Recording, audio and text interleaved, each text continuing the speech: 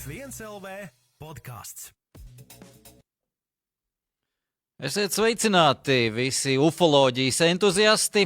Šodien studijā ufologs Jānis un ufologs Aldis. Šodien mēs skaitīsim citplanētiešus. Čau visiem! Čau, prieks jūs visus redzēt, vai dzirdēt, vai sajust, ka jūs tur esat. Tieši tā, mums šodien ir īpaša tēma, kā jau jūs dzirdējāt, tad par citplanētiešiem runāsim, un mums pilnīgi noteikti jāsāk ir ar to, ka mēs izstāstīsim vispirms, kāpēc tieši šādā formātā viņi tiek definēti, jo es domāju, ka tā aptauja, kas mums arī tika izveidota Twitterī un kurai mēs arī pieķersimies, varbūt nedaudz ir iebraukusi grāvī, ja tā var teikt, jo varbūt ne visi bija gluži vienisprātis par to, ko īsti nozīmē definīcija citplanētietis Formulā 1. Es varbūt sākšu, mēs neesam pirms tam sarunājuši ar Jāni neko kā, bet kā tev liekas, ar ko mēs definējam ar citplanētieti, ne tikai Formulā 1? Motorsportā.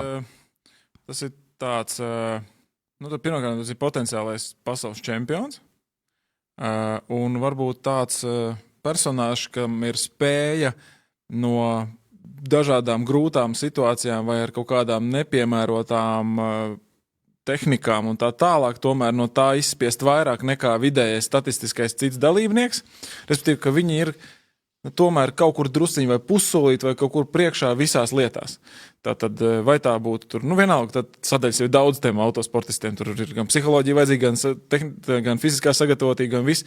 Un tad tā visa kopumā, vai viņš ir spējīgāks, un parasti jau, protams, pirmais, ko salīdzina, tas ir pret saviem komandas biedriem, un tad attiecīgi, tad tur arī parasti parādās, kurš tad ir tas potenciāli citplanētietis un kurš nē. Ja? Protams, atkal jau ir piloti, kuri varbūt ir citplanētieši, bet kuriem nav izdevies kaut kā tā, tie apstākļi nav bijuši tādi, ka mēs viņus par tādiem dēvējam varbūt. Ja? Bet tie ir tādi X cilvēki, kuriem, teiksim, ja iedos, teiksim tā, ja viņus iesēdinātu, ja mēs runājam par Formulu 1, ja viņus iesēdinātu Mercedesā, viņi būtu čempioni. Tā es varētu nodefinēt to varbūt. Jā, pilnīgi noteikti tas vairāk tad saistīts ir nevis to, ka viņi ir atšķirīgi no pārējiem savā uzvedībā, trasē, ārpus trases vai izdarībās un tā tālāk, bet tas vairāk saistīts tieši ar to, ka viņi laikam ir tā augstākā klase vai kasta Formulā 1, kas mums ir, ja tur visi ir ļoti labi braucēji, par to absolūti nav nekādas šaubas un lieliski un izcili, tad viņi ir vēl, kā tu teici, pussolīt vai galvsties pārāk arī par tiem visiem pārējiem. Viņiem varbūt nav kaut kādi ierobežojošie faktori, kā tikai kaut kādi konkrēti regulējumi vai apstākļi vai gada laiks vajadzīgs, lai labu rezultātu uzrādītu. Viņi visos apstākļos un turklāt stabili sezonas gaitā to spēj demonstrēt un ar ļoti, ļoti maziem minimāliem kritieniem vai kritumiem, jo tas, man liekas, ka tas bija gan MotoGP sakarā, mēs ar tevi bieži par to arī runājam, bet ļoti bieži tādās sīvās cīņās un čempionātos čempionāts netiek uzvarēts tajā brīdī, kad tu izcīni uzvaras, bet tajā brīdī, kad tu neizcīni uzvaras un cik zemu tu nokrīt tajos sliktākajos momentos savos, teiksim.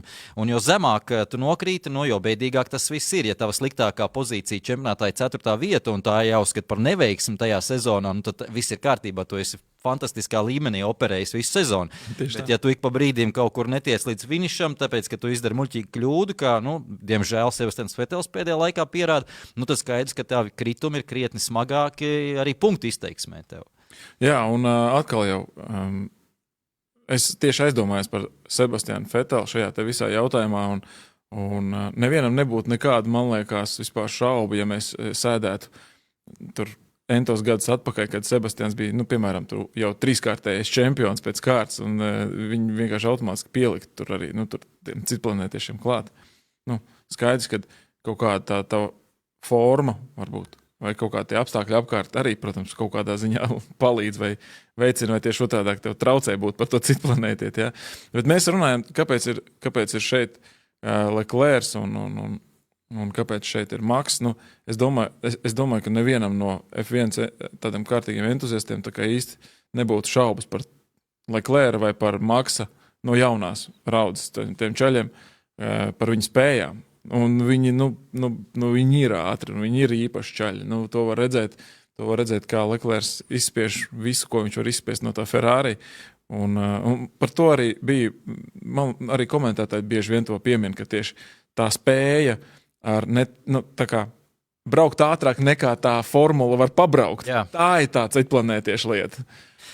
Jā, mums arī krekliņi atbilstoši. Es uzreiz uzlikšu mums arī titru. Tātad kreklu fabrika mums ir sagatavojusi. Jā. Citplanētieši mēs, un tā doma ir tāda, ka mēs meklējam to ceturto, varbūt neiesaistīsimies tik ļoti diskusijā, kāpēc mums jau ir Verstapens, kā man te tagad spoguļā tālā sanāk, Hamiltons un Šarls Leklērs. Mēs meklējam to lieko trūkstošo, vai tā teiksim, lūk, šito mēs meklēsim šodien. Tāpēc bija arī šī aptauja. Twitter ielikt, mēs tūlīt parādīsim arī aptaujas rezultātus. Vēl es, teiksim, no savas puses gribētu iekomentēt, ka, jā, par Šarlu Leklēru es negribu teikt, ka es šaubos vai kaut kā, bet man katrā ziņā no šiem trim puišiem laikam par Leklēru vēl ir neliela jautājuma zīmīte, jo pa Verstapenu varbūt netik ļoti vairs, bet par Šarlu Leklēru tikai tāpēc, ka vienā elementā mēs viņu neesam pārbaudījuši, un tas ir, kad viņš tiešām cīnās par čempionu titulu un ka ir tajā karstumā visas sezonas garumā, jo nedaudz vieglāk tomēr tev ir spēlēt no pozīcijām, ka tu esi arī ar to, vieglāk nosacīt, protams, ka tu esi ar to švakāko mašīnu, neesi favorīts un tu ej uz visu banku un ļoti bieži parādi, uz ko esi spējīgs vienā no 5 vai vienā no 3 sacīkstēm, un mēs varbūt kaut kā izlaižam ar pirkstiem tās 2 no 3, kur viņš neko neparāda īsti, bet mēs norakstam uz to, ka tā mašīna jau neko neļauj viņam izdarīt. Bet, ja viņam ir laba mašīna, viņam ir jāparāda savs sniegums 100% katru nedēļas nogali, kā to izdara Hamiltons, un Hamiltonam nav to kritumu, kā teikt, vispār. Nav, kritumu nav. Līdz ar to tālāk iet, jo mazāk to kritumu viņam vispār. Un es gribu redzēt, vai arī Leklēram nav to kritumu. Tas mums vēl nav īsti zināms, tā teiksim. Jā. Skaidrs ir, labi, sāksim ar to, ka Leklērs, protams, ir pierādījis sevi, ka viņš var vinnēt, uzvarēt, respektīvi pagājušā sezona to diezgan labi parādīja, bet es tev absolūti piekrītu, jā. Tādā plaknē mēs viņu vēl neesam redzējuši un būtu interesanti paskatīties. Es domāju, ka mums būs tāda iespēja. Es tā ceru. Jā, tātad aptauja bija šāda. Mēs ielikām 3 variantus. Es pakonsultējos ar Jāni pirms tam.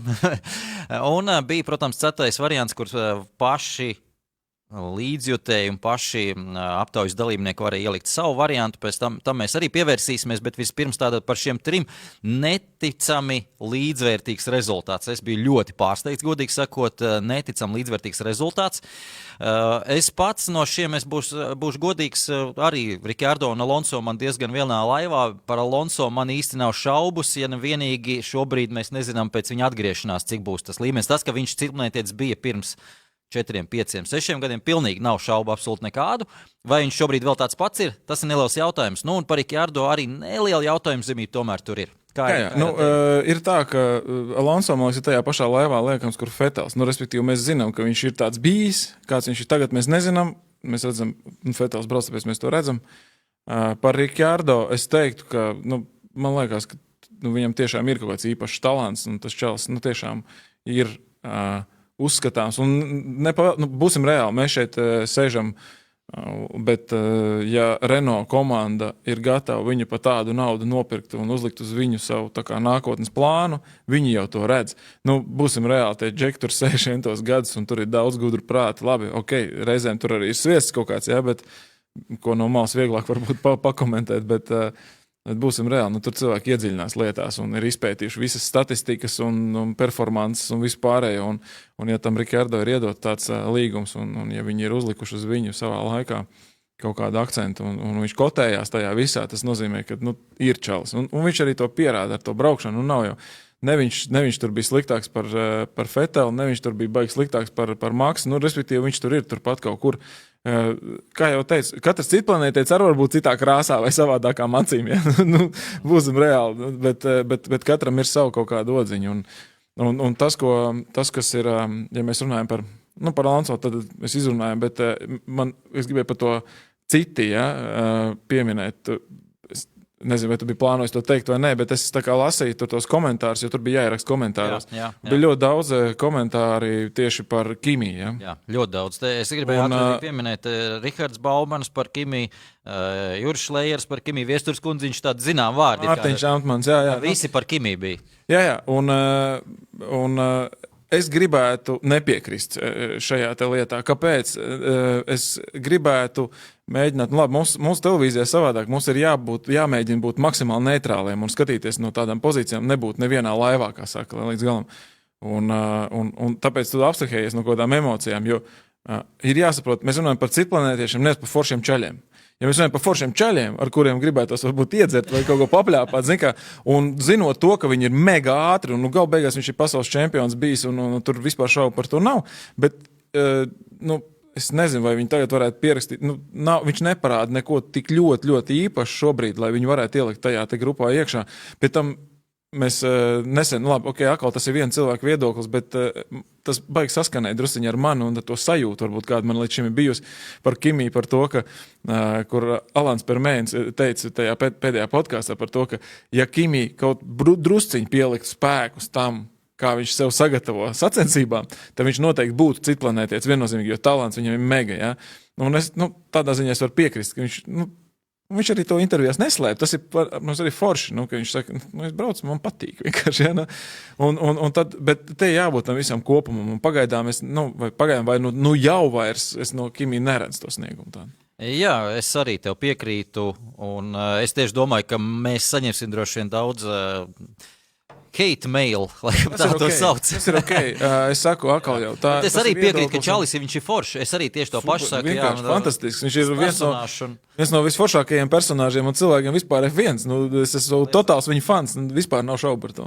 Mēs par to nestrīdamies, bet jā, es arī vairāk jau teicu, ka arī McLaren laikos, kad viņš bija lielisks, viņam tā mašīna bija tieši tāda, kāda viņam vajag, un tajā brīdī tiešām viņš ir neapturams un nāk prātā labākās lietas, ko viņš izdarījis. Un viss ir skaisti, bet, ja nav tā mašīna pēc tiem regulējumiem, viņš droši vien arī baigi neiespringst tajā, lai viņš dabūtu tādu Alfa Romeo. Tas varbūt īsti pat vai nav iespējams, vai nav tik vienkārši izdarāms, un viņš saprot to situāciju, un, kā teica, viņš izbauda šo visu, tā kā šobrīd vispār tas viss ir nedaudz aizgājis ēnā, bet, jā, viņš nevar uzrādīt to labāko rezultātu. Arī Ferrari braucot, viņš tomēr tīri zaudēja Sebastianam Vettelam visu sezonu laikā, un pats par Vettelu mēs šaubamies, vai viņš ir citplanētietis, bet ja Kimi tik daudz sezonu laikā zaudēja Ferrari, kur tomēr iespējas ir liels un daudz un dažādas, tad mēs nevaram nekādīgi likt viņu pie citplanētiešiem. Tā kā šoreiz nekā, bet jā, par Ricciardo es vēl gribēju vēl vienu nelielu lietu pateikt, ka viņš tomēr Max Verstappen, es teiktu, pat 2 sezonās ir pārspējis, ja mēs tā paskatāmies 14. 16. gads. Pēdējā sezonā gan viņš tīri viņam zaudēja, bet tas bija laiks, kad Red Bull jau bija sapratuši, kas ir zelta puisēns, ap ko viņi ies, ap ko viņi strādās, un pats Ricciardo jau bija absolūti vīlies komandā, un arī tā situācija bija nedaudz cita, bet pie viņa arī pie Leclerca varbūt mazāka zvaigznīte jāliek klāt, pie Ricciardo, man liekas, manā galvā ir nedaudz lielāka tā zvaigznīte, vēl ir jautājums. Tā kā mums ir 2 potenciālie citplanētieši, Alonso un Ricciardo, bet abiem vēl jāpierāda, vai viens vai otrs, vai abi, ka tādi ir. Alonso atgriežas šajā kategorijā, un pa Vettelu man arī vēl, tur ir lielāki jautājumi, godīgi sakot, jo viņa formas krituma, kā jūs teicat, sākumā ir pārāk smagi. Tu nevari atļauties tik smagi formu zaudēt. Jā, īpaši šīs kļūdas, ko Vettels bija pieļāvis, kas patiesībā kurām nav īsti attaisnojumi. Mēs varam mēģināt atrast visādas attaisnojumus, bet ir tās dažas kļūdas, kas ir bijušas, viņas ir vienkārši bijušas tīri braucēju kļūda, un tur neko. Kad širmas aizkrīt tur. Kaut kas tur nav ritīgi, jā, un lai tas arī būtu, mēs par to daudz esam runājuši. Bet par Ricciardo arī es domāju, ka būs interesanti pastīties nākamo sezonu, kad Ricciardo būs McLarenā un kopā ar Norris brauks, kurš rāda ļoti labu sniegumu un ļoti labu tempu. Un ja viņš spēs nobraukt pa priekšu Norrisam un nolikt Norrisu zem sevis, mēs varētu viņam arī bez zvaigznītes viņu tur pielikt. Tad viņš varbūt būs nopelnījis to. Es braucot uz šejienes, ap citu izdomāju vienu interesantu sistēmu. Es līdz galam nezinu, kā to realizēt, un droši vien matemātisks prāts tam visam vajadzīgs ir, bet kā varētu vērtēt komandas biedrus tā tīri teorētiski, ir tas, kādā veidā viņi komandas biedru starpā viens ar otru cīnās, respektīvi to uztvert kā play-off, kā komandām ir play-off, tā teiksim, tagad ir Ricciardo play-offs pret Oconu sezonas laikā, Ocons ir zaudējis šo play-offu, Ricciardo ir vinnējis. Tātad mūsu kopējā rangā Ricciardo vienmēr būs virs Ocona. Mēs liekam visus pārējos iekšā tajā sistēmā, lēnām visus kopā vienā bildē. Es nezinu, kā to matemātiski realizēt, bet tas, protams, nekad nav 100% viss un vienmēr kaut kādi gļuki visās sistēmās, bet tas kaut ko tomēr parādīt. Un arī Lewisam Hamiltonam bijuši 3-4 komandas biedri, ko viņš startējis karjeras laikā, visus viņš ir pārspējis sezonas laikā, un tātad viņš ir zem virs viņiem. Un tātad liekam pārējos. Savukārt Rosbergs ir virs Hamiltona. Nu, redziet, te ir jāstāsta, tad viņi kopā startēja 4 sezonas, un cik izvinnējis un cik zaudējis. Tā kā tas arī ir, nav ideāla sistēma, nav ideāla, bet es vienkārši gribētu redzēt to rangu pēc šādas sistēmas skatoties. Bet mēs tagad nedaudz pastīsimies rangu, kāds ir čempionāta kopvērtējumā, jo tā ir tāda interesanta lieta, tomēr nedaudz intriga pirms tā, ka mums pēdējie 3 posmi nāk bum, bum, bum. Tieši tādā ritmā un tieši tādā tempā. Tieši tādā tempā. Un gribētos redzēt tomēr tās intrigas un atgādināt, ka nav jau tā, ka mums tikai viena vieta ir svarīga čempionāta kopvērtējumā, un es sākšu ar braucēju kopvērtējumu. Pirmā vieta mums jau ir apzeltīta, otrā vieta nevienu neinteresē, trešā vieta ir, kāda ir, bet tālāk gan sākas baigi interesanti. Peres 100 punkti. Jā. Leclerc 97 punkti, Ricciardo 96. Tas ir tas trīnieks, kas cīnās par top 4 vietu, un atceramies, ka Peres nav 2 posmos startējis Covid dēļ. Viņš joprojām 4. pozīcijā, un bija arī jautājums, es tagad nepateikšu kur, bet bija jautājums tieši par Peres, vai ir tāda situācija bijusi, ka braucējs, kurš finišē 4. vietā, pēc savas labākās sezonas paliek bez vietas komandā. Jā, tas bija labs jautājums, un es neatceros tādu gadījumu. Gan jau, ka ir. Tas drīzāk tev varbūt tev tur galvā vairāk. Tuvākā laikā, es arī neatceros tuvākā laikā, ka kaut kas tāds būtu bijis. Absolūti ne. Ja nav pats aizgājis kā Rosbergs, piemēram. Jā, viņš pats minēja, kas uzdeva jautājumus, atceros, minēja Montoju, bet Montoja, tur to brīdi vispār Montoja it kā tādā solīdā komandā startēja Williams, bet ar domām bija pavisam citur, bija kaut kā vīlies tajā visā, ka nevarēja uzreiz ar pirmo elpas vilcienu Schumacheru apdzīt. Lai gan viņš īstenībā kā ienāca, tā izskatījās, gan beidzot Schumachers dabūs trūkties. Es vienkārši to sajūtu tik labi atceros. Arī ļoti labi atceros. Brazīlijas Interlagos pirmo līkumu, kur Montoya no kurienes parādījās un apdzina Schumacheru. Es domāju, Schumachers arī bija uz pakaļ to brīdi. Tas bija fantastiski. Tas bija, un bija tāds cerības bija lielas patiesībā, un ātrums viņam bija, un vēl lielāks ātrums viņam bija viņa paša galvā, ar tajā pārliecībā, ka viņš ir ātrāks. Mēs aizgājām no tēmas, es uzlikšu atpakaļ tabulu, varbūt pakomentēt to trīnieku nedaudz. To trīnieku, tu domā no 4. Peres, Leclerc, Ricciardo. Es domāju, ka visdrīzākais Peres paliks tur, ko viņš arī ir. Es domāju, jo tomēr jāsaka godīgi, ka tā Racing Point formula parādījusi ir, es teiktu tā, Racing Points ir tikai pats sev ienaidnieks. Es to komandu, cik es esmu skatījies, tik viņi paši vienkārši stulbus lēmumus pieņemot uz komandu tiltiņu. Es domāju, ka viņiem viss būs kapitāli nākamgad, ja viņi nomainīs to komandu tiltiņu. Tie, kas stratēģi un tā tālāk, viņiem vajag nomainīt to personālu. Es nezinu, kaut kā man liekas, ka tur kaut kas nav rektīgi labi, jo viņi parasti paši sev sačakarē sacensības. Bet tā formula tomēr ir pietiekami ātra, un es domāju, ka Peres tur paliks tur, kur viņš arī ir. Tas, ka Leclerc ir tik augstu patiesībā, te mēs runājam par tiem ceplanētiešiem, es domāju, ka nav šaubu par to, un te viņš arī to pierāda, jo patiesībā Ferrari neizskatās ātrāks ne par McLarenu, ne par Renault, kur vēl par Red Bull, kas ir Albons zemāk tur. Jā, labi, Albons tas ir atsevišķs stāsts. Bet anyway. Un līdz ar to es domāju, ka ja nenotiek brīnums, Renault ir tiešām progresējuši šo sezonu, tiešām izskatās labi, 2 piedestāli tad par to pierāda arī.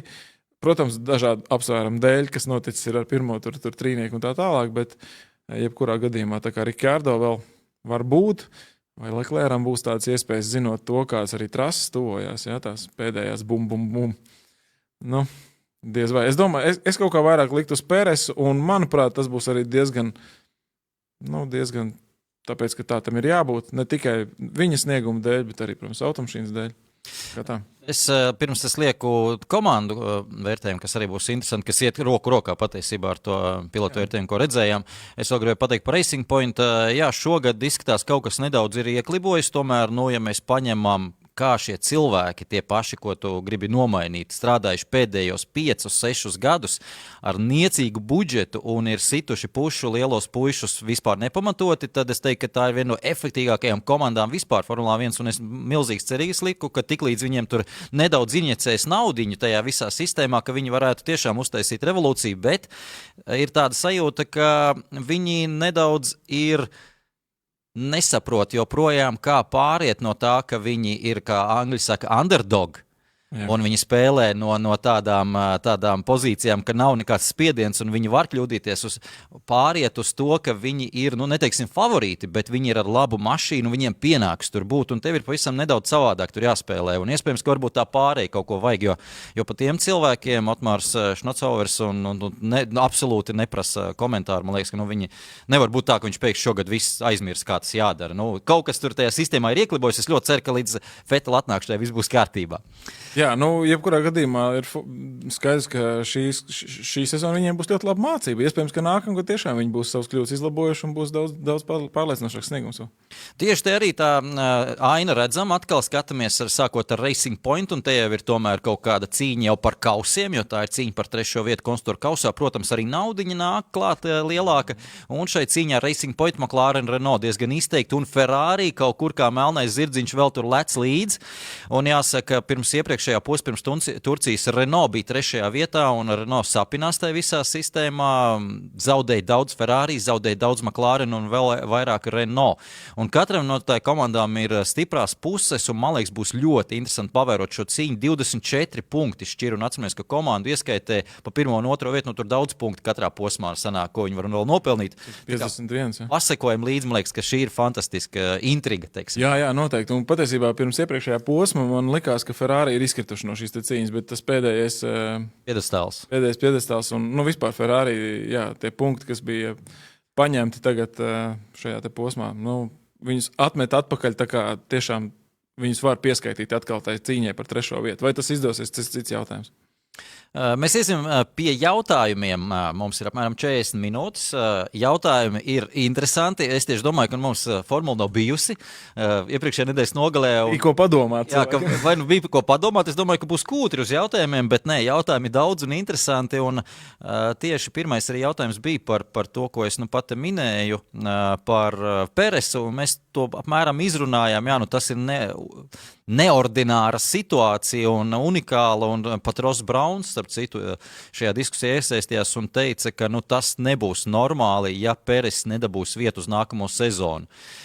Izskatās, ka Albonam ir iedots vēl tāds pagarinājums, sesijas pagarinājums. Jā. Kaut kas tur notiek ar to Albonu tāds, ko mēs nezinām. Kaut kas tur nav tīrs. Tas vispār neizstās pēc Red Bull. Tā, ka vispār viņi vienmēr ir bijuši tik super nepacietīgi un pārsteidzoši. Es teiktu, ka nē, te nav nekas netīrs. Kaut vai tikai tāpēc, ko tu gribēji šobrīd, lai viņi dara. Jo pilotu tirgus. Jā, tu pagājušajā podkāstā pateici, ka viņi patiesībā neko vairs nevar nokavēt, jo Peresam jā, tieši tā, ka nav jau tā, ka viņi kaut ko var palaist garām. Tas gan taisnība. Lai tas Albons brauc un varbūt vēl viss ir kārtībā un varbūt vēl, lai viņš nostartē līdz galam, pat ja mēs lēmumus esam pieņēmuši, jo Peres nekur nepazudīs. Paliks varbūt lētāks. Jā, paliks lētāks, mēs pavalkam nocieties. Hulkenbergs nekur nepazudīs, un tie labākie mūsu divi. Taisnība, jā, viņiem nav kur steigties patiesībā. Kā gaidam, ko izdarīs Albons pa lielam, mēs tā gaidam. Es domāju, ka tur viss ir skaidrs. Ejam tālāk, mums arī kaut kas par citplanētiešiem, es redzu, tā te gan nav bildīta, bet tas nekas. Ja citplanētieši ir tie labākie, tad kurš ir lielākais kosmonauts? Prasa Mārcis, bilde neatbilst vārdam, jo bildiņš paņēmis no iepriekšējā, jo Mārcim sava bildi nav. Tieši tāpēc, bet bildi ir vajadzīga, Mārci ieliec bildi. Jā, Mārci ieliec bildi. Tā kā jautājums tā, sliktā nozīmē F1 vēsturē un šobrīd, kurš ir lielākais kosmonauts? Vai varam pārliecinoši teikt, ka šī brīža sliktākais ir Latifi? Jā, tas pie tevis. Par pārliecinoši sliktāko grūti teikt. Protams, mums visiem ir šie te... kas ir interesanti, ka ir vairāk tie piloti, kuriem tā kā vecāki ir ļoti turīgi un varbūt tā iemesla dēļ viņi tur ir. Ja? Kaut kas krietni izteiktāk, tas ir Lance Strauss. Un tagad ir arī Latifi, bet patiesībā ir arī Norris. Ja? Bet Norris kaut kā neviens neskaitē grupai klāt. Ja? Tas kaut kā dīvaini. Un patiesībā pēc visiem kritērijiem viņš jau turpat vien itajā maisā bāžams. Tas, ka viņš vienkārši arī ļoti labu sniegumu rāda, tas ir cits jautājums. Varbūt Latifi. Godīgi sakot, es teiktu, ka jau nes kāpēc, bet man Grožāns liekas, ka ir arī viens no tādiem kosmonautiem. Jau. Agrāk varbūt visādi ir bijis, bet jau kaut kā galīgi. Bet tas atkal jau mums ir iemesls, kāpēc. Mēs ļoti labi zinām. Tu tikko minēji par to Ricciardo arī. Tā psiholoģija komandā un viss pārējās lietas, tā jau ir šausmīgi liela daļa no tā visa, kā tas pilots, kur ir tas sniegums, teiksim tā, jā. Tā kā tur var būt Fetels, ja mēs tā skatāmies, brutāli. Bet es domāju, no talanta viedokļa visdrīzākais jau, ka tas varētu būt Latifijam. Labi, es domāju, ka arī nav te īsti ko piebilst šajā sakarā, jo par Latifijas jau vienbrīd minēju, Formulā 2 viņš nerādīja, zvaigznes no debesīm neķēra pat sezonā, kur nebija milzīga konkurence, un arī, kur bija konkurence, viņš tomēr palika aiz visiem tiem vadošajiem braucējiem. Bet es domāju, ka viņš tomēr nekrīt tik milzīgi ārā, ir bijuši arī briesmīgāki varianti, ir briesmīgāki piemēri bijuši par naudiņām 90. gados, kad bija iespēja komandu uztaisīt vienkārši tā no nulles, savācot naudu un savācot mašīnu, tad arī bija vajadzīgi šie naudas braucēji, un tur bija trakāki piemēri. Vēl tur bija arī kvalifikācijas barjeri, tie 107%. Jā, iesim tālāk. Nākamais jautājums mums izskatās ir Mārtiņš Zelčs. Vai nebūtu forši, ja papildus punktu kopvērtējumā dotu arī pilotam, kurš posmā veicis visvairāk apdzīšanu, apakšgalu pilotiem un līderiem pie neveiksmes pirmajā aplī būtu papildus motivācija? Es domāju par šo jautājumu. Es domāju, ka nē. Jo ir ārkārtīgi daudz situāciju, kad tā kā pilots nav nopelnījis. Kad traktēt, par kuru apdzīšanu viņam dot un par kuru nē. Ja tur kāds iebrauc boksos un tu aizbrauc garām, vai tā ir apdzīšana vai nē. Vai tur, nezinu, ir safety cars izbraucis ārā un tad tur kaut kā, vai tā ir apdzīšana vai nē. Vai tu pa apli kādu apdzen, vai tā ir apdzīšana vai nē. Jo viņam rāda zilos karogus. Tur ir ārkārtīgi daudz. Atbildot uz šo tavu jautājumu, ir nodefinēts, kas ir apdzīšana. Ir statistiķi nodefinējuši, kas skaitās, kas nav. Turklāt netiek skaitīts pirmā apļa apdzīšanas. Tās netiek pie apdzīšanām skaitītas. Un es tagad nepateikšu, ir pirmie 2 apļi vai pirmais aplis netiek skaitīts, bet tie, kas tajā iedziļinās un grib tos cipariņus salikt precīzi, tie šo visu ir nodefinējuši. Un, protams, nekādas zilie karogi un drošības mašīnas, nekas tāds, nekādas boksi un nekas tīra apdzīšana. Vienkārši tagad atkal mēs varam stīvēties, DRS ir vai nav. Tas arī nost DRS. Tad līdz ar to tas viss ir stiepjams iedziens, bet nodefinēts ir, un nebūtu viegli to uzskaitīt. Es pieļauju, ka tur varētu sākties kaut kādā brīdī problēma. Par apdzīšanām es neteiktu, ja tas būtu melns uz balta, bija tik apdzīšanas un tam bija tik. Dodiet to punktu manis pēc. Kādam prieciņš arī tiešām tam es tagad uzlikšu to bildi, ko es tev rādīju pirms tam. Šeit ir apdzīšanas gan pirmajā aplī tieši tas kaut kas cits, bet dodiet tos punktus tiem mazajiem, kāpēc ne, tiem, kas varbūt netiek pie tiem punktiem savādāk, bet nav jau melns uz balta, tas nav tik vienkārši. Tas pirmām kārtām, otrām kārtām, būsim reāli. Es neesmu pārliecināts, ka ir kaut viens pilots, kurš ir, teiksim tā, braucis un domājis, gribu es apdzīt vai negribu? Apdzen jau vienmēr. Vienmēr vienkārši ir nosacījumi, tur riepas ir jāpasaudzē vai nav jāpasaudzē, vai tur var apdzīt vienmēr, bet kopumā visi pie pirmās iespējas apdzīs. Tas tā kā, līdz ar to tas punkts sanāk vairāk tā kā apstākļu sakritības punkts nekā reāls punkts. Tāpēc man liekas, ka tas nebūtu tā kā prātīgi. Un tieši tā es piekrītu, ka nemainīt lielu. Bet šeit pievērsiet uzmanību šim grafikam, tie, kas varbūt arī par Kimi, ka viņš arī Alfa Romeo sastāvā dara fantastiskas lietas, un mums atceries bija viens video, kur viņš pirmā aplī, cik tur apdzina, tas bija Portugālē ar tām riepām, kur varēja viņš uzsildīt vairāk. Un, tad reiz 3 ir viņa komandas biedram Giovinazzi pirmajā aplī. Tur bija cik apdzīšanas, tas nozīmē, ka visas gandrīz, kas te viņam ir uzrakstīts, bija tajā vienā aplī. Bet es tagad nezinu, šitas pilnīgi noteikti ir pirms Turcijas, to gan es zinu, vai tas ir pirms Turcijas, bet pēc Portugāles vajadzētu būt, interesanti zināt, būt, bet jebkurā gadījumā tie tādi, kas viņi tādi, mēs viņus varam nosaukt par nekaunīgākie. Protams, skaidrs, ka nav pakaļgala. Hamiltons nevarēja nekādīgi trāpīt tajā grafikā iekšā. Labi, esam tālāk. Šņucīts mums tradicionālais klients. Šņucīts, tev patīk, es zinu, Jāni, viņa jautājumu. Starta pēdējo 20 gadu čempioni formā, kad ieguva titulu. Tas ir ļoti svarīgs, starp citu, aspekts. 7 Hamiltoni iziet uz starta, 4 Šumaheri, te ir runa par pēdējiem 20 gadiem, tātad piefiksēt. Feteli, tātad arī 4, 2 Alonso un pa vienam Rosbergs, Raikonens, Batons. Kuru liktu savas monētas? Uz kuru liktu savas monētas? Mēs šo jautājumu jau pirms paspējām ātri izrunāt, un es laikam uzliktu uz Hamiltonu, ja tas ir vienkārši uz Hamiltonu, tāpēc, ka vienkārši matemātiski sanāk vairāk, ja viņi ir 7, bet ja man jāizvēlās no visiem Hamiltoniem, es domāju, ka es izriegies uz pēdējo, respektīvi uz šī brīža Hamiltonu, jo manuprāt, viņš paliek, kā jau mēs runājam ar tevi, viņš paliek aizvien labāks un labāks tikai, un es pieļauju, ka es uzliktu uz šī brīža Hamiltonu. Jā, es droši vien tev piekrītu. Starp citu, brīvdienās ļoti daudz man nācās par to domāt, jo beidzot bija atkal kāds pasūtījums no avīzes, bija jāraksta raksts sestdienai, tā kā nākamajā sestdienā, starp citu, varēsi palasīt, ko es uzrakstīju par Lewisu Hamiltonu. Ļoti garš raksts. Ilgi bija jādomā par šo lietu, arī jāsalīdzina ar Schumacheru un visiem pārējiem. Un jā, es arī piekrītu, Hamiltons paliek labāks. Ja tu iedziļinies tajā un sāc to analizēt, tiešām tur var emocionālās daudz lietas, var nepatikt, kā viņš uzvedās, var nepatikt, ko viņš velk mugurā. Daudz, kas var nepatikt, bet mums ir jāsaprot, ka mēs piedzīvojam šobrīd to ēru, kad mums ir izcils braucējs, dara brīnumainas lietas mūsu acu priekšā. Ir daudz aspekti, kas viņam atvieglo to situāciju, bet no otras puses viņš jau ir strādājis, lai viņam būtu vieglāk to izdarīt. Un ir tagad visi saka, ka Schumacher laiki, tāda romantika bija forša tajos laikos, un nestoties to, ka viņam bija nenormāli daudz antifani. Schumacheram bija ļoti daudz antifani. Tieši tāpat kā tagad ir Hamiltonam. Un vai nebūs tā, ka pēc 10 un 15 gadiem mēs arī skatīsimies atpakaļ un teiksim, jā, Hamiltons bija varens puisis. Ļoti labi sevi atceros, kad un apkārt visas tās runas par to, ka kurš te formulu skatīsies, tur Schumachers taču vinnēs atkal. Jā. Un tas ir normāli. Tāpēc es gribu teikt, ka jā, jums var viņš nepatikt, tur nav nekāda problēma, tā ir emocionāla lieta, bet atzīstiet, ka viņš ir izcils puisis, es domāju, par to mēs nevaram strīdēties, tur jābūt ir vienisprāts tiem, kas... Tur netīšām netrāp. Jā, tā kā, jā, lai būtu nedaudz varbūt atšķirīgs no tevis, es liktu uz Alonso, uz 2006. gada Alonso. Patīk tev tas Alonso. Jā, nav tā, ka man viņš patīk, bet man liekas, ka viņš varētu radīt kaut kādu furoru atgriežoties šeit. Varētu būt, jā. Ejam tālāk. Tūlīt Artūram Freibergam būs šņucīša bildi. Artūram... Okay. Tieši tā arī ir, jā.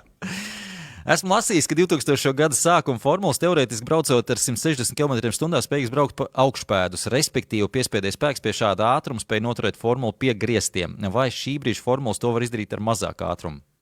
Ļoti labs jautājums. No loģikas spriežot, piespiedies spēks ir palicis lielāks, vajadzētu, bet formulas arī palikuši smagāks. Jā, līdz ar to grūti pateikt.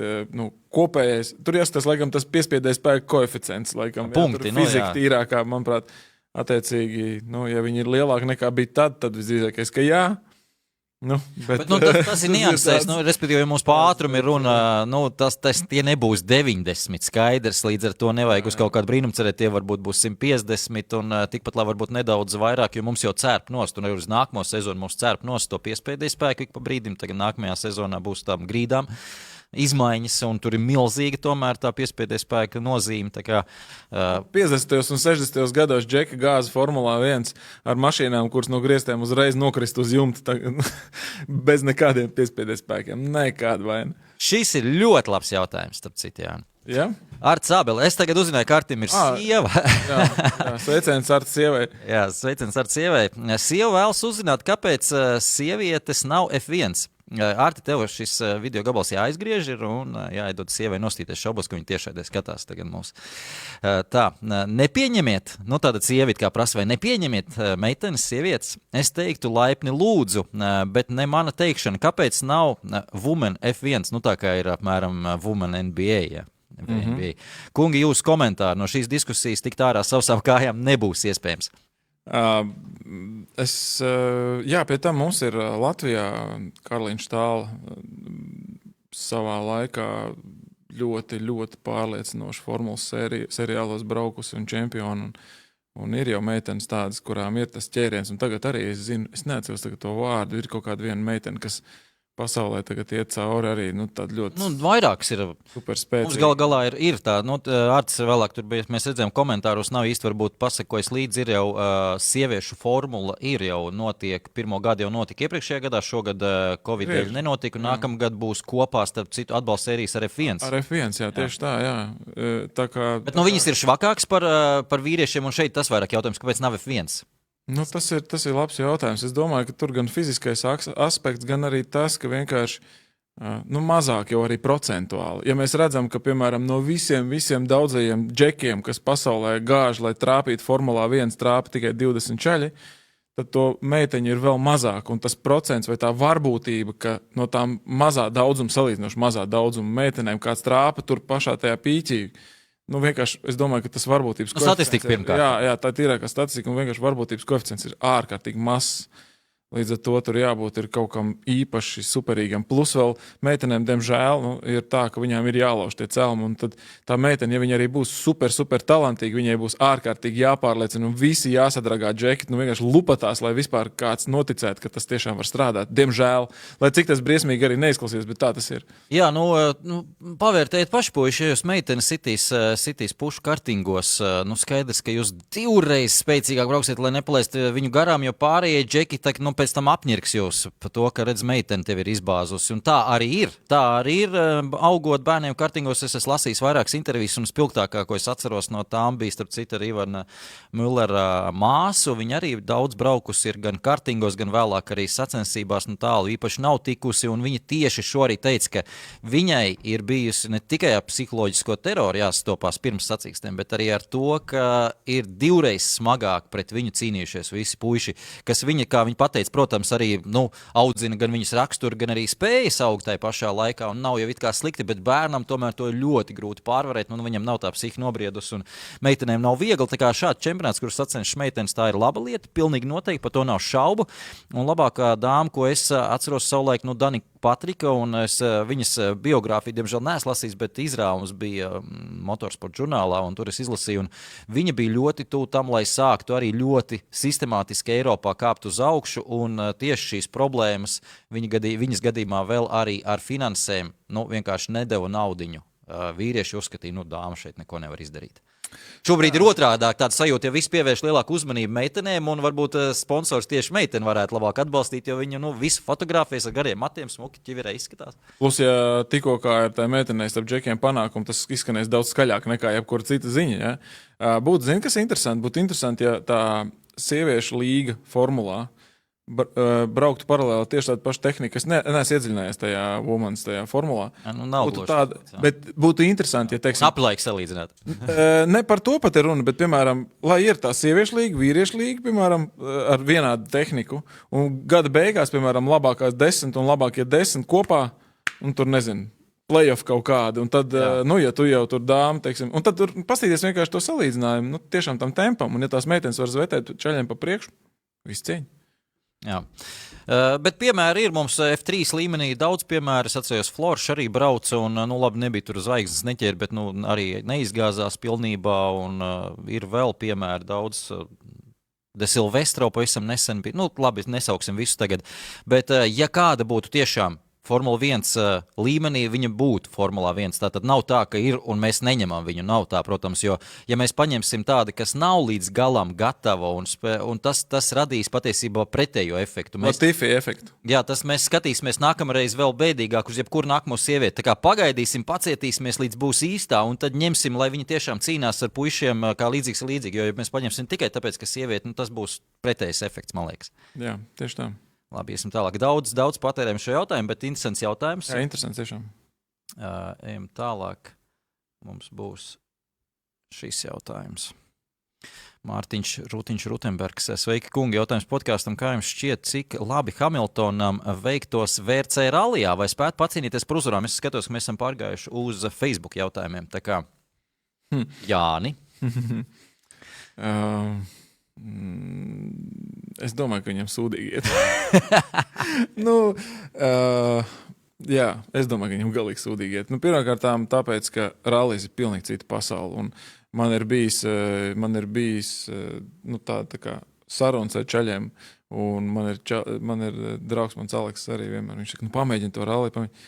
Nē, rallis ir būvēti no citas vispār, no citas mīklas vispār būvēti. Viņi ir pavisam savādāk, tur ir pavisam, tas ir cits kosmos vispār, tur ir citas svarīgas lietas, citi punkti un citās vietās tev jābūt spēcīgākam un tā tālāk, tāpēc, gan vienā, gan otrā virzienā patiesībā tas īsti nestrādā, jo tā filozofija un tā doma vispār tam visam ir pavisam kaut kāda cita. Tas ir pilnīgi cits pasaules. Un tāpēc tas pat ir, man kā šosejniekam bija vien brīdi pat tā, un tagad es to esmu tā kā Latvijā cevišķi tas ir tā kā, Tad tu tajā rallijā brauc, un tad tas ir tāpat, kā es nezinu, kā lai tev nosauc par kaut kādu, es nezinu, ko tev nosauc. Tu gandrīz tā kā ne lamu vārds, ka šoseinieku nosauc par rallistu vai rallistu nosauc par šoseinieku. Ja? Jo tās ir pilnīgi divas dažādas pasaules. Un es vienkārši visu cieņu cepuru nost visiem rallistiem. Tie džeki ir taisīti vienkārši no citas mīklas. Tāpēc es domāju, ka viņi tur piesmiet vienkārši. Divas dažādas, starp citu, komisijas federācijā tās ir neaizmirstam. Bet viņš nav pamēģinājis, viņš ir izcils talants un tikpat labi, protams, varbūt viss aiziet un skaisti un viņš spēja tur pielāgoties, adaptēties, bet jāpiekrīt, ka tas ir cits kosmos. Roberts Kubits spēja pielāgoties un spēja ļoti labbraukt, cīnījis WC2 čempionu titulu. Galu galā ir sabojājis, gan arī būsim godīgi savu karjeru, lai cik tas skarbi nebūtu rallijā, bet viņš tajā redzēja, viņu tas uzrunāja un viņš bez tā nevarēja iztikt. Un man liekas, ka tas ir tāds orens apliecinājums arī tam, ko tu tagad saki par to, kā Reinim Nitišam ir ļoti grūti pāriet uz ralliju, ko viņš arī šajā sezonā dara. Vairāk vai mazāk cenšas izdarīt. Viņš arī tomēr visu karjeru ir braucis bez tās ausī un vēl vienas balss, kas tev saka, tev tur tā jābrauc, šiten jābremzē, šiten mauc uz pillu, lai arī neredzi, kas tur tālāk ir. Jo man liekas, ka ja tu visu mūžu esi tomēr paļāvies uz savām maņām un pat līdz instinktiem aizgājis un skaties tikai to, ko tu dari. Brauc pa zinām taciņu. Jā, brauc pa zinām taciņu un pēkšņi tev galvā saka, ausīs saka, cik tev ātri jābrauc un tev tā jāsalauž savu instinktu. Man liekas, tas ir ļoti, ļoti sarežģīti. Ja tā mašīnas kontrola, tas jau pa lielam ir turp šurp kaut kur līdzīgi, bet tieši tā psiholoģiskā puse un tās visas lietas ir ārkārtīgi svarīgi. Redzi, kāpēc arī tam Kubicam un kāpēc arī Reinim labi iet un salīdzinoši labi nekā jebkuram citam varbūt, kas tur pieķertos, ir tā profesionalitāte vienkārši.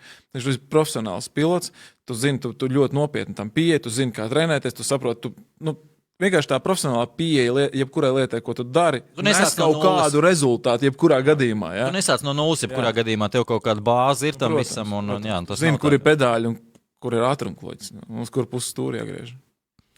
Mārcis Voits prasa, vai Žans Tots tagad būtu labs Ferrari komandas vadītājs, vai būtu labs kā agrāk, respektīvi, vai būtu tikpat labs? Tur ir viss tā apstākļa sakritība. Redz, visam ir jāsajiet kopā. Formula ir tas organisms, kur tiešām tev, lai tu būtu izcils, lai komanda būtu izcila, viņai jāstrādā pilnīgi visos virzienos perfekti, vienkārši jāklikš ideāli. Un tajā laikā Žans Tots ar viņa pieeju, ar viņa redzējumu un Ross Braun un Mihaelu Šumacheru, un tas viss gāja kopā, tas tikšķēja.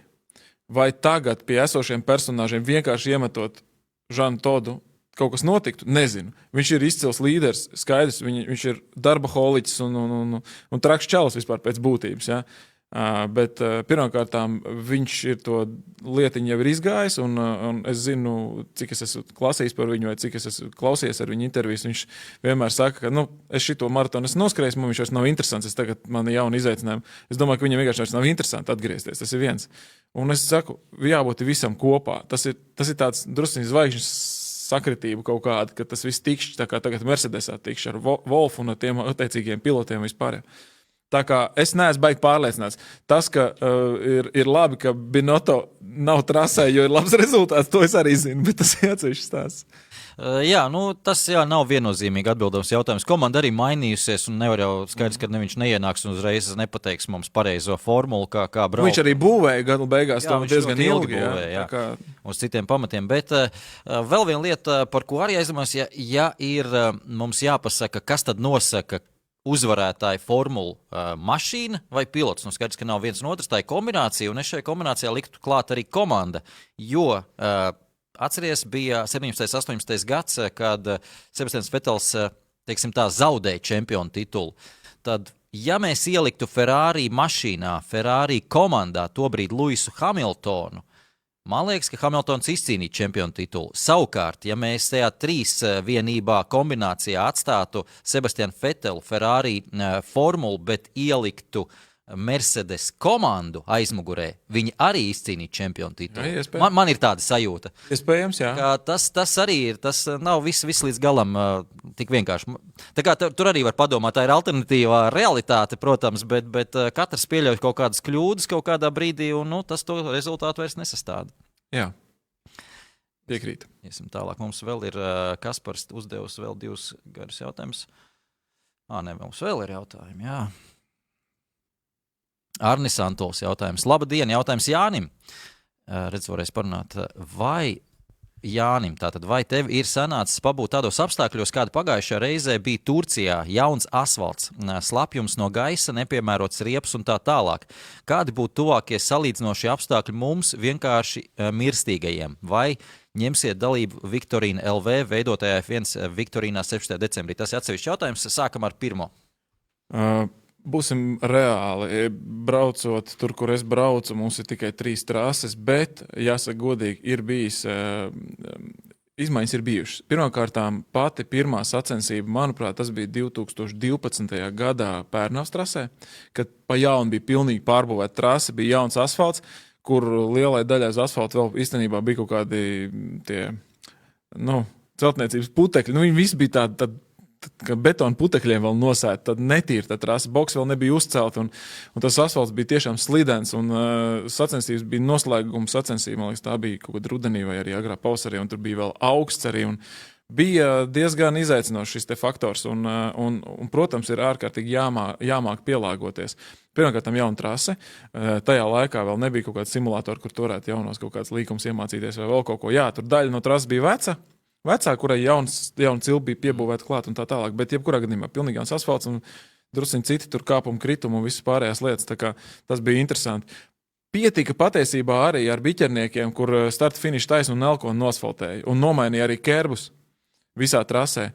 Uzreiz mainījās viss apilaika, viss, kāpēc? Tāpēc, ka tur tā kā agresīvāk braukt pa kerbiem, tu nevar vairs tik ātri iebraukt elkoni iekšā, jo tas asfalts vairs tā neķerās un tā tālāk. Tās lietas ir bijušas. Nav bijušas tāda, kad... Katastrofa. Ir bijis vēl tā, ka, piemēram, ir jaunais asfalts biķerniekos un ir uzlīs lietas, un tad viņš ir vēl slidenāks, un tad tev jāpielāgojas, ja? Bet tas ir viens tā kā posms. Līdz ar to izmaiņas ir bijušas. Arī Kačerginā, tur tas negatīvais uz leju kalns, kas ir pēc starta finiša taisnes. Kur Kutina pavēderi. Jā, kur arī tika pārasfaltēts viņš, jā, un tā. Ir bijušas kādas lietas, kur jāpielāgojas, bet ne tādā līmenī, es atvainojos. Bet bija jautājums par to, kas varētu būt salīdzinoši tuvākie apstākļi mums mirstīgajiem, pasaki. Salīdzinoši apstākļi mums ir. Es tev pateikšu ātri. Vakardien es braucu no Rīgas, no komentēšanas, un pa ceļam ļoti īsā posmā, tumsā, es braucu ļoti īsā posmā, 100 metros, bija uzsnidzis sniegs, slapjš sniegs, jā. Un bija špūris izbrauktas, un visur pirms tam bija, sliktākajā gadījumā lietutiņš, pēkšņi es iebraucu vienkārši sniegā slapjā. Vai melnais ledus. Jā, melnais ledus. Starp Jānis reklamē melno ledu, ja tā. Nereklamē melno ledu. Es vienkārši tik regulāri tavu reklāmu tagad dzirdu ārvāc. Jānis atkal parādīja. Jā. Radio SVH rock. Melnais ledus ir... Jā, tas varētu būt īstenībā, jo tur tiešām tev momentāli zibenīgi jāpieņem lēmums, tad izvēlēties pareizu ātrumu, kā operēt ar stūra, bremzēm, vispārēju un tā tālāk. Jā, izstāst, tad varbūt pie reizes mums es tev dodu 2 minūtes pareklamēju. Pasaki, kas ir jādara cilvēkam? Ir iebraucis tajā melnajā ledu, pārsteigums, ja tu esi par lielā ātrumā un tev ir jāgriež tādā, kā jau uz ceļa kaut kādā līkumiņā, ko tev darīt? Redz atkal, tev ir ļoti, pirmkārt, kā tu esi saprats, ka tu esi uz melnā ledus? Es griežu un viņa man īsti negriežās. Man ir tāda situācija bijusi. Tā, ka tu griez un tu jūti, ka kaut kas īsti neiet. Ja mašīna negriežas, tad ātrums ir pa lielu. Jā, tad attiecīgi ir jāmazina šis te ātrums, bet atkal ir jāsaprot, kā viņu mazināt. Un tas ir, mana darba grūtā lieta ir šī, ka es nevaru iedot vienu padomu visiem. Kāpēc? Tāpēc, ka es nezinu, kāds tev ir riepas, es nezinu, kāda tev ir piedziņa automašīnā. Jābūt ir ziemesriepām visiem obligāti. Jā, bet vai tev ir tur, kārtīgs tur ar radzēm, vai tev ir, nezinu, tā kā mums mēdz gadīties, ka ekonomē un tur švakāks uzliek priekšā un labāks aizmugurē vai otrādāk un tā tālāk. Es nezinu, kāda ir piedziņa tevam automašīnā. Priekšpiedziņa. Normāli lielākā daļa cilvēki, normālas riepas, priekšpiedziņa. Ko tu te... Mazini ātrumu. Protams, ja tev automašīna negriežās tajā līkumā iekšā ar tādu ātrumu, kā tur vajag, mazina ātrumu. Galvenais, ko nedara, negriez vēl vairāk stūri. Jo tas, ja tu esi šitik pagriezis un viņi jau nereaģē, tas nenozīmē, ka tu pagriežot vēl vairāk. Vienkārši vienā brīdī, ja viņi saķersies, tad tev būs auzas, jo tev viņi vienā brīdī tev noteikti viņi būs jāgriež apakaļ. Jā? Bet labi, mazina ātrumu, tu nevari arī bremzēt. Tu mazini ātrumu, jāskatās pēc situācijas. Teorētiski var bremzēt, ja tev ir ABS vai vēl kaut kas, bet galvenais ir nedarīt paniku. Uz ledus visām kustībām jābūt ārkārtīgi vieglām, pludenām un maigām, tāpēc, ka tikko kā tu arī vienkārši norausi no gāzes pedāļa kāju, tev tikpat labi uzreiz var aiziet asti, tāpēc, ka vienkārši svars pārnesās uz priekšu un tev uzreiz norauj. Ja? Visam jābūt pludenam, ārprātīgi tādam tā kā uz pirsgaliņiem, tā kā tu mazini to ātrumu, cik vari, mēģini tomēr iestūrēt to stūri, dabūt to saķertiem priekšējiem riteņiem, lai tu tomēr var tajā līkumā iestūrēt. Bet ne pārāk asi, lai tev tā aizmugurējā asa atkal neizslīd. Tā kā tur tas ir treniņš. 2 minūtes iztecēja. Tam ir jābūt, jāiet tur uz poligonu, jātrenējas, vai arī vienkārši pašiem ir jāslidinās ar mašīnu un jāpierod pie tā. Bet, atbildot šo jautājumu, pirmo daļu, tad melnais ledus varētu būt viens no tādiem.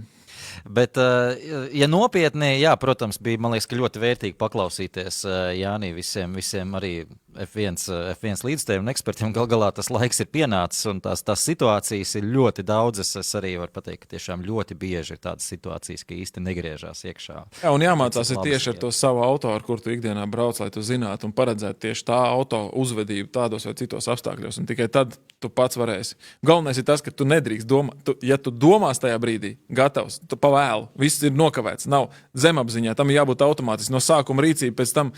Tas ir tā kā man tikko man Egons Lapiņš man stāstīja, viņš saka, situācija, viņš apstājās ar mašīnu, tā kā kalniņš uz leju, tur ir luksofors un ir ceļa remonts, priekšā autobus, viņš stāv savu mašīnu, un viņš jūt, ka no aizmugurs kaut kas nesās un ar kaucošiem un kaut ko bremzē, un viņš saka, kā viņš nokļuva blakus autobusam, jo tā mašīna nolidoja lejā un ietes autobusā iekšā.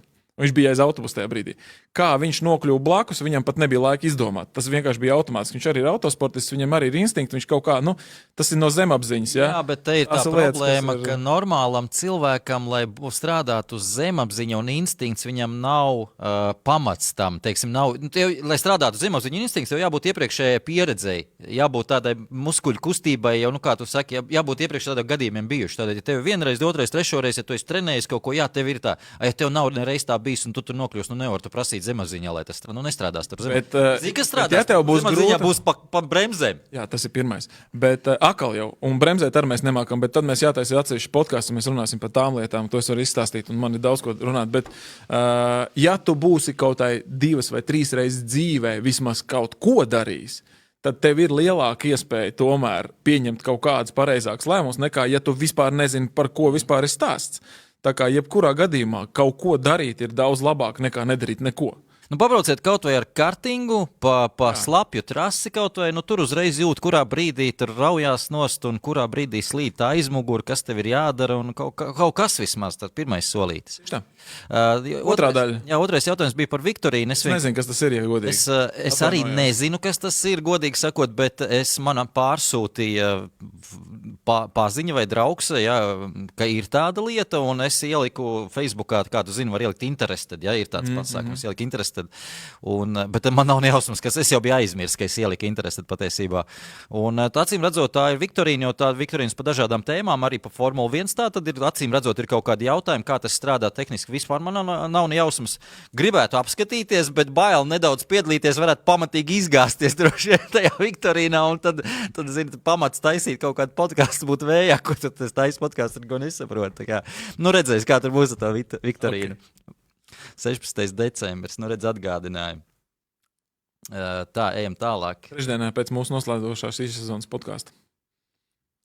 Jā, tiešām. Jā. 14. ir pirmdiena. Man liekas, ka trešdien mums ir otrs podkāsts. Nē, mums būs 9. 9. būs? 9. Labi.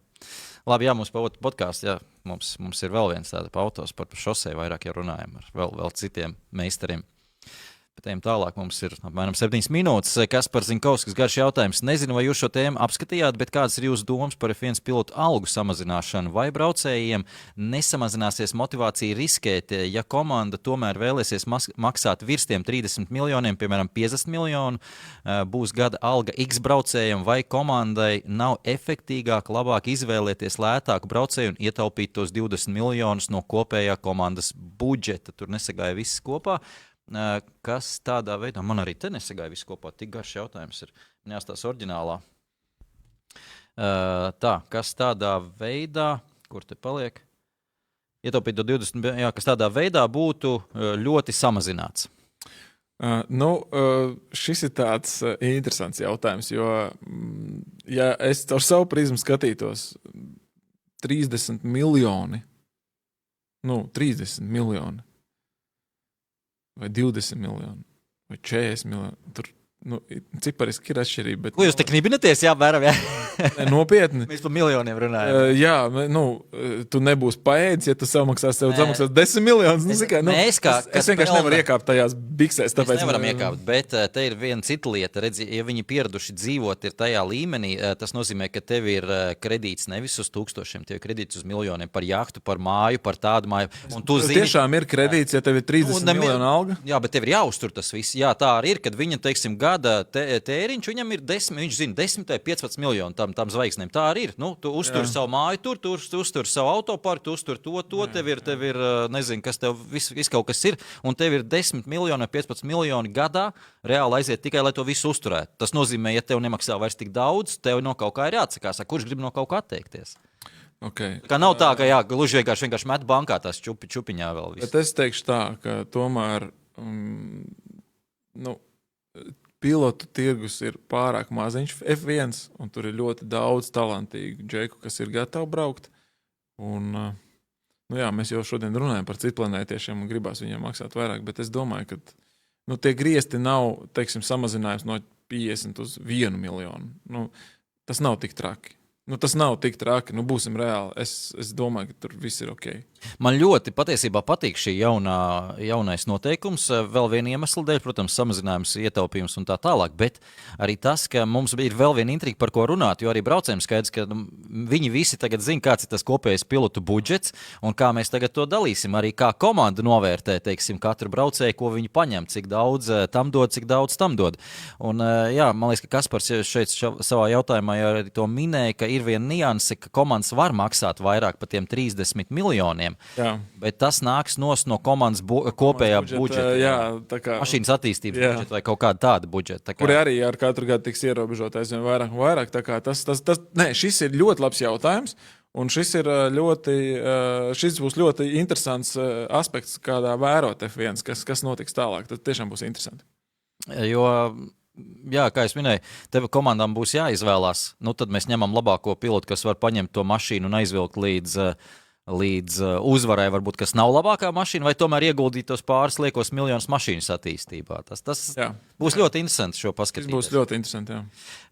Mārtiņš Rutenbergs arī ir uzrakstījis, ka Viktorīnā, ko mēs te pat aprunājām, var piedalīties ar segvārdu. Ja gadījumā nesaiet, tas jau vaira situācija ar segvārdu gan varētu.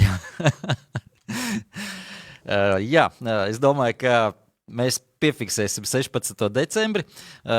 Es ceru, ka es esmu visus jautājumus uzdevusi. Vai tev liekas, ka es kaut ko neesmu uzdevusi? Man vienmēr ir jāpārbauda. Manuprāt, mēs izgājām. Nē, ir viens šņucīts, vēl viena jautājuma. Man ir zaļi punktiņi pie jautājuma, ko es uzdevu. Nav, pie šī nebija. Nākošais gadu puses sezonas drošības mašīna būs Aston Martin, vai vismaz šī būs pietiekami ātra Hamiltonam? Lūdzu. Es domāju, ka šis te Mercedes, kas šobrīd ir patiesībā tikpat ātrs. Ja tas nebūs kaut kāds Aston Martin Valkyrie vai kaut kas tam līdzīgs kosmisks, tad es domāju, ka tās mašīnas būs tikpat ātras vai lēnas, ja tā var teikt. Un būsim reāli, jebkas salīdzinājumā ar F1 būs lēns. Pat ja būs, mēs jau runājām par šīm 30 sekundēm ar MotoGP moci atšķirību uz Apple. Jā. Pat ja MotoGP mocis būtu safety cars Formulā 1, tas pats būtu pa lēnu. Būsim reāli. Bet es nezinu, vai Šņutīts, zinot viņa tieksim tāds joks iešūt iekšā, vai tas bija nopietni vai nebija nopietni, jo Hamiltons vienmēr sūdzās par to, ka brauc pa lēnu Meilanders, un ar Meilanderu bija intervija. Jā, ļoti interesanti. Jā. Un tur viņš, starp citu, teica, ka brīžiem viņš arī var pabraukt ātrāk, un nav jau šeit runa par to, ka viņš varbūt tur pa lēnu brauc vai kā, viņš varētu pabraukt ātrāk, bet viņiem ir jāņem daudz tie protokoli vērā. Protams. Kur tev ir jābūt? Jā, tieši tā, šitiem. kurā brīdī līdz tai līnijai viņam tur jābūt, varbūt viņam nedaudz jāsamazina, lai mēs varētu iekļauties tajā aplī, lai varētu palaist tur vaļā. Viss tā kā nav jau tā, ka viņš tur visu bremzē, viņš ne visu nosaka. Un tas, ka piloti viņu dzen uz priekšu, un tas ir pilnīgi normāli.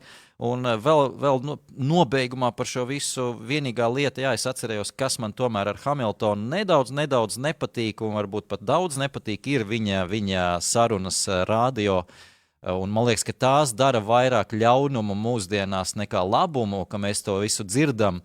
Jo tikai tāpēc es arī par Leclercu īpaši labi nedomāju joprojām, lai gan izstāsta, ka viņš nedaudz labojies. Un arī par Hamiltonu. Tāda čīkstēšana, un man liekas, ka tāda brīžiem nevajadzīga un pat uzspēlēšana, vai tas ir pretiniekiem domāts kā kaut kāda ēsma nepareiza vai nē, bet mēs jau sen vairs neņemam galvā, ka viņš čīkst par iepām. Tas, ka viņš raud, ka viņam priekšējā nodilusi. Tas nozīmē, ka viņš vēl līdz galam varēs nozvetēt pilnā hodā. Jā, tas nedaudz varbūt ir tāds melnais treips viņa meduspodā. Jā. Bet mums, laikam, laiks ir beidzies. 4, tieši 4. Es paskatījos pulkstenī tieši pārliec uz 4. Jā, mums vajag krekliņu, jā? Jā, mums vajag krekliņu, jā, tu biji izdomājis, es saprotu, jā? Bija Mārcim, bija forši jautājumi. Un tad vēl bija viens tas jautājums tagad par tiem miljoniem un par to... Bet tev jāizlem, Mārcis prasīja par citplanētiešiem un kosmonautiem. Labi, lai iet Mārcis, tad tikai ar nosacījumu, ka viņš ieliks bildi. Jā, Mārcis ieliec sev bildi profilā ar šo krekliņu vēlams. Jā, tas būs vispār jālāk. Tad Mārcis sazināšos, viņš Twitterī uzraksties, tev uzrakstīšu privāto message. Iepriekšējais uzvarētājs, starp citu, es viņam gribēju aizsūtīt privāto message, bet nevar aizsūtīt, jo viņš man neseko, un tad tur tāda diezgan tāda mums neveikla komunikācija bija, kamēr viņš man piesakojās, lai es viņam aizsūtītu. Bet es ceru, ir krekliņu saņēmis, es vismaz esmu izsūtījis. Tā kā jā, Mārcis gaida ziņu no manis, un mēs atvadamies. Paldies, ka skatījāties. Būsim kopā ar jums pēc nedēļas, pēc Bahreinas pirmā posma. Bahreinā būs 2 posmi, bet dažādās trases konfigurācijās, kas arī ir interesanti. Un vēl 3 podkāsti tikai palikuši šogad. 3 podkāsti palikuši, un jā, saraujam pēdējais bum, bum, bum. Bum, bum, bum. Čau visiem. Tajā kamerā. Atā.